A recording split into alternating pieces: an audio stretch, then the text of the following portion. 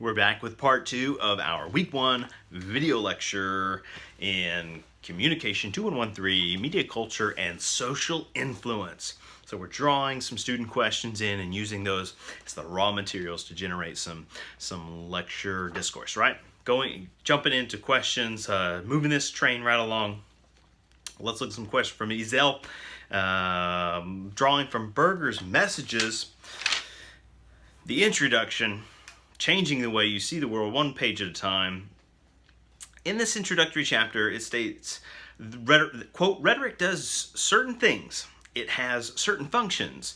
Name some of the things rhetoric does, and name some of the functions rhetoric can provide if used correctly. Well, I think one of the easiest things we can do, just like the get out of jail free card, is to to paraphrase the old Aristotelian definition, right, where rhetoric encompasses all the available means of persuasion, right? And so that's one way to think about rhetoric, the term. I think one of the common denominators we might have, if you are new to the communication major especially, is that rhetoric in U.S. culture and American culture, maybe in the culture of popular culture, politics, and those types of avenues, we tend to have a negative connotation that we ascribe to the term rhetoric. But when we're talking about it as a field of study,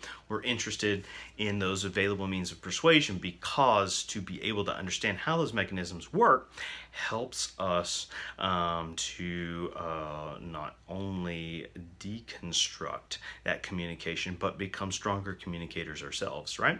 And so if we're studying communication, that naturally should make some sense. Inside every fat book, there is a thin book struggling to escape, claims Berger. Name some of the ways one can transfer a fat book into a thin book.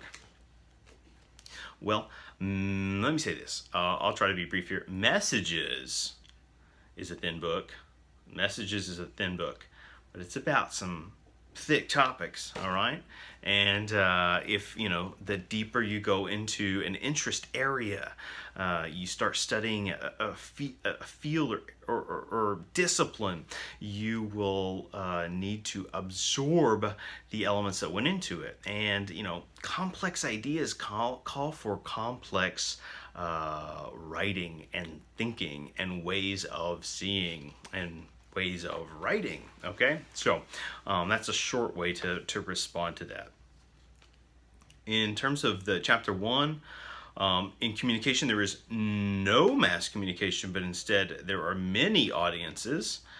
What does Berger mean by there is no mass communication? Describe some of the audiences in communication. Well, to tease ahead, we'll table this question, but the arrow points us to a reading we come upon in week 2, and we're thinking about Stuart Hall's encoding decoding model as a way to unpack that seemingly contradictory statement about there is no mass communication. So think about that as you're reading Stuart Hall in week 2. The author talks about focal point on page 27.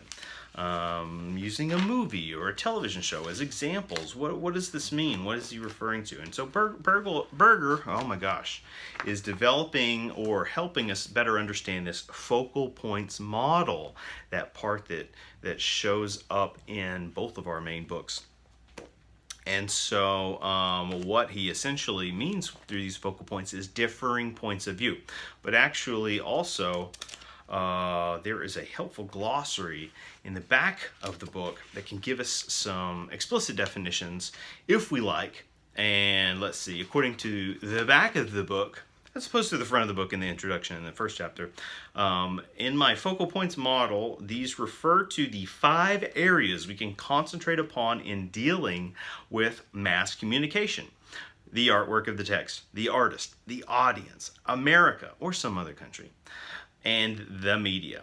All are connected to one another, and we can focus on one or more focal points in doing research. So this is a way to kind of centralize our thoughts. Berger's focal points model is simply meant to be the starter of a conversation so that we can find more efficient ways to talk about and learn about media content and make sense of the media culture around us. Okay, questions from Chris. Chris, week one questions, also talking about messages. On page 18, Jody Cohen lists many means of communication. One is one form of communication stronger or more overpowering than another? Is this the, let's see,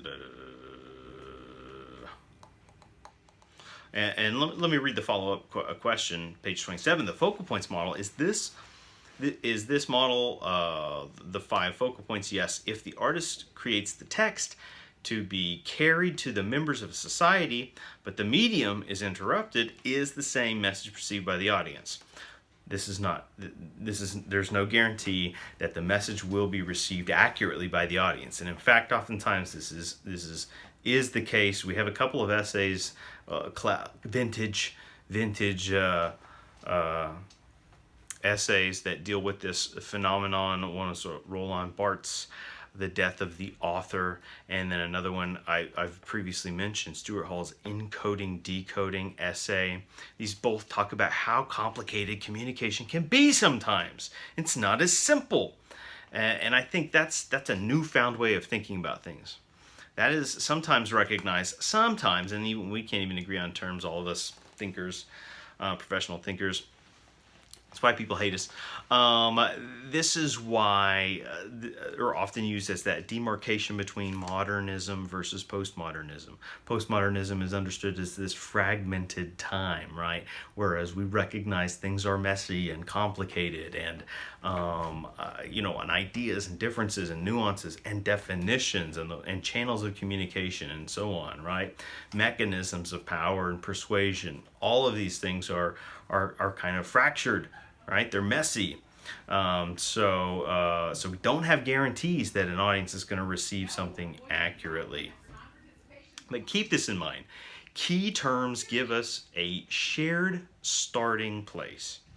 Key terms provide context, okay? And this is not unlike what we are doing with the spy genre, right? We are creating a shared language with which we can understand and thus talk about texts, meanings, and how they both shape and create culture, and thus how they also impact the social influence that goes along with that culture. All right. Let's see, page 6 of Media and Society. Berger mentions that we are allowed to choose any media that we would like, given what is available, right? So there's a plethora of media out there, and Chris agrees. But who is choosing what is available? Oh, aha, you see what he did there? All right, so Berger notes how, hey, we have all this media to choose from. We can choose anything. But who is choosing what is available? It's astute. We can recall Marshall McLuhan's phrase, the medium is the message, and then provide a follow-up question, right? An inquiry. But who controls the medium, right? So it's not unlike the plot twist in the lesser seen Matrix sequel, Matrix Reloaded, right? There's a question posed to the central character at a certain point in the film. But this idea of, well, who made the Matrix, and who made the makers, right? So anyway, this gets into a question that sometimes hurts our head when we think about on a large, perhaps a universal macro scale. So best we just not answer it because we're totally postmodern. That was not a dodge. We're on a budget here. We're Grouponing discussion questions. Okay, Kimberly questions for the class, or, for me class. Do you believe technological determinism, the idea that the medium is the message, here we go, McLuhan, is applicable to our study of media and communications in this course? McLuhan's phrase, and so hear me out, Marshall McLuhan, this phrase, the medium is the message, this is playfully always in possible consideration with what we're talking about. I think it's a key question that we can come back to and revisit in different contexts and different situations. You're absolutely onto something there. In what way should we be objective, right, as opposed to subjective, in studying the effects of new media and its relation to technology and postmodern culture? Ooh. Well, being objective, let me say this, and this is for everyone, right? This is not a Kimberly exclusive. Approaching our readings, approaching our discussions, approaching assignments, approaching these topics is with objectivity is likely to do a couple of things. Enrich your learning experience, because you're going to be more open while being less, say, emotionally defensive.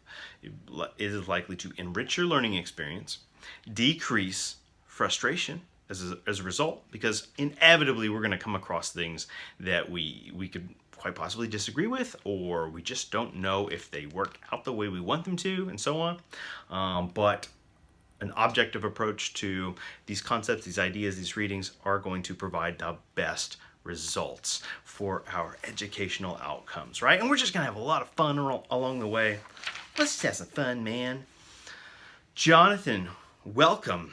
Welcome, Jonathan. Great questions here. Don't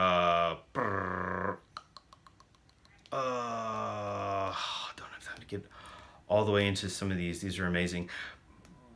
Chapter 1, Theories of Communication from Berger. Based on this chapter, my question would be, is there anything that we do as human beings that is not communicating? Okay, so pause right there. The answer is no, and I think perhaps it was even a rhetorical question. But Paul Watzlawick had this often repeated excerpt in which he says people cannot not communicate. All right, it's very simple, very straightforward, but it resonates. It has deep meaning for us. All right, people cannot not communicate. It says a lot in a little. Not unlike nonverbal communication. Silence is deadly. Aren't, follow-up question, aren't most of the theories in chapter 1 defining the same things? Let me ask, are they? This is good. Don't be afraid to critically think about the readings, and recognize we're celebrating sort of various points of theoretical assessment that converge along certain levels. All right. Last question I'll read here. If we didn't have so many different avenues like Facebook, Twitter, or even cable, do you think our society would be different? Or how do you think that would affect our community? I don't know. I don't know for sure. All right, and none of us do. But people sure seem obsessed with looking back, right? Nostalgia is so big in culture right now. I think that's an important discussion we could have at some point. And what is it about our need or our desire to sort of reflect back on the good old days? And what does that even mean? And how is that both, a source of enriching possibility, but also maybe problematic in some ways. Okay, so nostalgia can play tricks on us, and we want to think about that. I got a couple of last minute questions that I'm eager to get into. We're almost out of time here, but we are going to pause right now, and then we'll finish up part 3 of our week 1 video discussion.